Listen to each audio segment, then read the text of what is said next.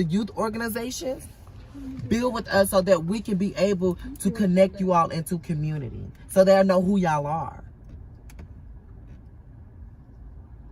And donate funds, donate, have us a part. Keep us involved.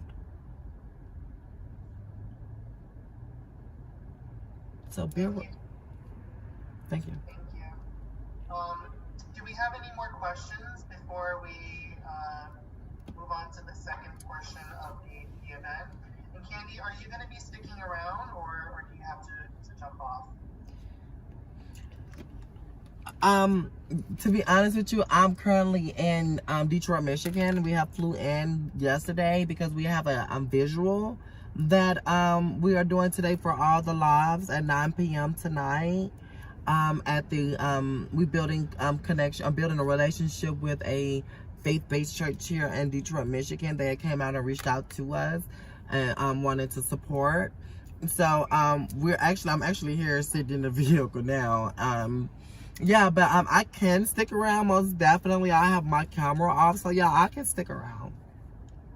Okay, no worries. So we have another question from Nick, and then I'll ask you a couple more questions just to close us out, since you're gonna have to get going. So Nick, you want to ask your question?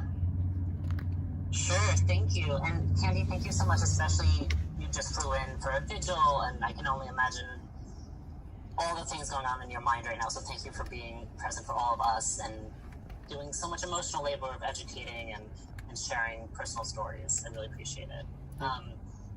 I wanted to ask, because you were talking about, when we were talking about the role of what legal aid can do as legal advocates, social workers, paralegals, attorneys, obviously there's a huge gap in people just getting access to their basic resources. There's so many things that happen that as legal advocates we can intervene and change.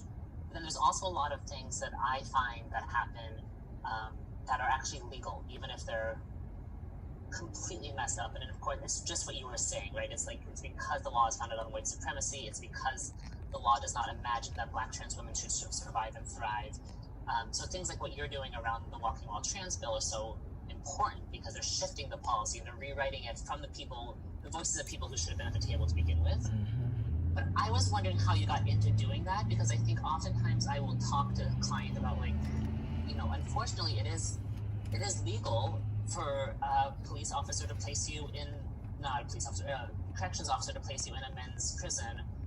I can try and get you transferred, but what they're doing is technically legal. What we now need to do is fight to change that. And I think understandably, because that is such upsetting news, sometimes people just say, no, actually, I don't want anything to do with this. So how did you shift to doing the policy work, and where do you find, the energy to keep going, even when it's so challenging to tell these stories over and over again to people who really should know them already? Right. Thank you for saying that. Thank you for asking that question. How I got involved in this was I was homeless. I was in a shelter, and a member from Vocal came, knocked on the door, spoke with me about sex work. It was an elder lady, and when